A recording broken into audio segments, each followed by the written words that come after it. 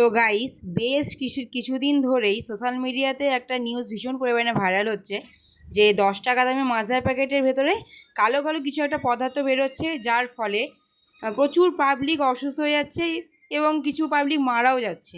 তো সেটাই জাস্টিফাই করার জন্য আমরাও একটা 10 টাকা দামে মাজা কিনে এলাম।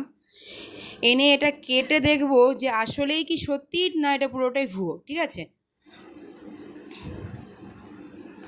তো দেখো গাইস, কাটা হয়ে গেছে। তো বর্তমানে ভেতরে কিছুই কোনো রকম কালো পদার্থ দেখা যাচ্ছে না, কিছুই নেই, পুরো ফ্রেশ আছে। তবে মাজাটা তোমরা জাস্ট দেখো কীরকম পরিমাণে গাঢ় হয়ে আছে, মানে একটা চাকা চাকা ধরন টাইপস হয়ে আছে, যেটা অ্যাকচুয়ালি মাজা বলতে গেলে যেটা লিকুইড টাইপ হয়, জল টাইপস একটা দেখতে হয় বা খেতেও ভালো হয়।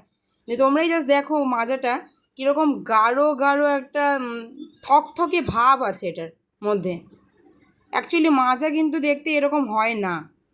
তো নিউজটা যেটা ছিল সেটা আসলেই পুরোটা ঠিকও বলা চলে না, আবার ভুলও বলা চলে না। ঠিক আছে, তো আমি একটাই কথা বলবো তোমাদেরকে, যে এই এই ধরনের জিনিসের থেকে আপনারা বাচ্চাদেরকে অবশ্যই দূরে রাখবেন, বাচ্চাদেরকে অবশ্যই খাওয়াবেন না।